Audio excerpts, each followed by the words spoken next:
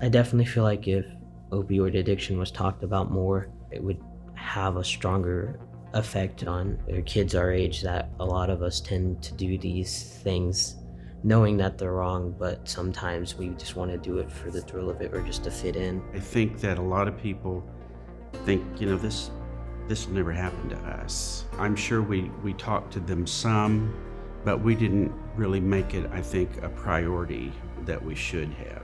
If you don't talk about it, then it's just like this big elephant in the room. And unfortunately, with social media and the way things are, kids learn about these things, whether we are teaching them about it or not. And I think just having a healthy conversation, why is it dangerous? What can happen if you experiment? We gotta smash the stigma. Years ago, I thought someone that was addicted to drugs, a lot of tattoos. Sketchy. They were the bad kids. Beard and mustache. They made one wrong choice or they smoked a cigarette or something and now they're a junkie. That's kind of what I remember growing up with and being so afraid of that. We imagine an addict as homeless or dirty or sleeping on the street or begging for money. But I think really it's oftentimes a lot more subtle than that. Now I know better. You can have any kind of look as far as a person that is addicted to drugs. It can be attorneys, doctors. Now it's like even the younger kids are getting addicted to it, and even the older people are getting addicted to it. What does someone addicted to drugs look like? I would answer that question with me. It affects everyone. It doesn't matter what color you are, what religion you are, how old you are, how much money you have. Unfortunately, it's an equal opportunity destroyer. I was a mom, I was a good person, I had values. And then the height of my addiction, none of that mattered. I lost my kids, I lost my career. That addiction is, you love your kids and you love your family, but that addiction is so much stronger. I felt like I had a lot of judgment when I found out and I didn't know. And that I wish she had told me. Because I thought that, of course that couldn't happen to her. And I just didn't know that that was kind of what the face of it is too. It's like my friend who is so put together, so on top of her everything. We have to make people feel comfortable with admitting that they have a problem. If we shun people or shame people for having an issue, then they're gonna just sweep it under the rug. Because we all struggle with something. So it's just talking to our kids about that or our friends. What exactly are opioids? There's all kinds of names. So Lortab, Painkillers, hydrocodone, narcotics, Like heroin, Percocet, Perks, get going, oxycodone, oxy, Roxy, Tabs. fentanyl, morphine, Darvocet. I think sometimes we get prescribed something, right? And we're like, oh, my doctor gave it to me, it's safe. They're good and bad. I think there's valid reasons that someone would be taking an opioid. I have taken OxyContin for my back injuries. People on hospice, people in extreme pain, surgery. But the bad thing is they're very addictive. And the sad part is most people rely on pills for their pain. They don't know how to manage it any other way. I slipped and fell and broke my ankle and had to have 8 screws and a plate put in it. And that is where my opioid addiction started. I was diagnosed with rheumatoid arthritis when I was in my early 20s. It was friends, his age, and he had a couple of stepbrothers who also got into it at about the same time. I worked with these doctors, for so long that, if I could tell them anything and they would just write me a prescription. I started off just being prescribed, I think, Darvocet. Chris had social anxiety. He was pretty introverted, and he had some tendencies toward depression. I was getting prescriptions that didn't belong to me, buying them off the streets. It progressed from a very, mild pain medicine to where I was taking more pain medication than my dad, who had 4th stage cancer at the time. He was addicted to heroin for several years. So in my own life, I was taking so many prescription meds that my body didn't really need to make its feel-good receptors anymore. And so when I stopped taking it or when I had to go without, I felt like I couldn't function. I felt sick, and in my head, I was constantly obsessing about it. A lot of the patients that I dealt with had changed so that, even a stretch sensation, where I can tell it's a stretch sensation, to them it just hurt. A touch sensation, to them it just hurt.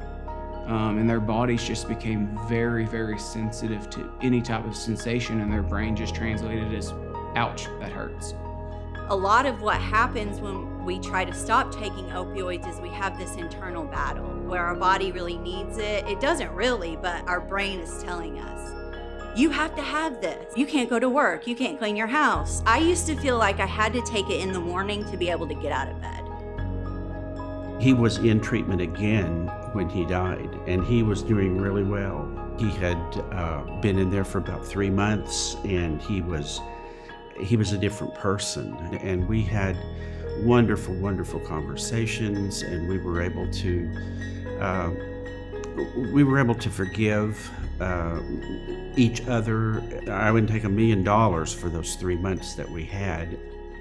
He checked himself out on a Friday night and didn't come back, and overdosed at 6 o'clock the next morning. I should be dead a dozen times over. All I remember is them pulling the vent out, pulling the tube out of my throat and waking up, and I was like, where am I? And most people with their mother crying at their bed would be like, I'm done, right? Not me. My thought was, man, it's been a long time since I've had anything. My mom passed away, and I went from opiates to meth, and her dying wish was just to see me sober.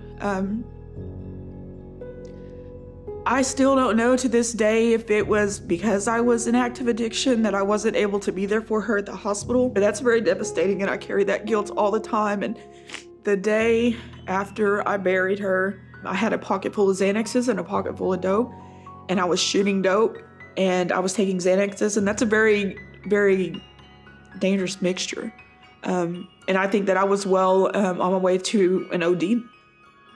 I hit my rock bottom. I had nothing but the clothes on my back. I was living on the streets, and I got into drug court, and that program and the treatment from the Chickasaw Nation is what absolutely saved my life. To prevent opioid abuse in your own home, I think it's important to make sure that you don't have old opioid medications just in your cabinet, because most adolescents get those kind of drugs from home or friends, and their friends are probably getting them from their parents' medicine cabinets. Safe disposal of medications, and then also storing them safely. So lots of organizations give out lock boxes. It's just an extra step to keep those safe, because if you don't, they could fall into the wrong hands. I went from this person that felt like I was a nobody to, believing in her own capabilities and thinking that, that I know my worth today. Grief is a journey without an ultimate destination. You don't get over grief, you get along with grief. The people who are not stuck in their grief, where it's just almost immobilizes them, are people who ultimately have found a purpose. Some of them are like myself, who've experienced what we've experienced, and their purpose is to try to keep that from happening to other people. So there's so many different roads to get sober. I think the first step is just taking the first step and just saying, I have a problem. After that, man, you're almost there. That's the hardest part, is just saying, I think I need help. I have a relationship with my kids now. I'm slowly building a relationship with my family. I go to work at a treatment facility that I absolutely love. I enjoy life today. Like, I get up out of bed, I go, walking, I do things with friends. I'm not isolated. I'm not, I live a normal life today. And it's wonderful.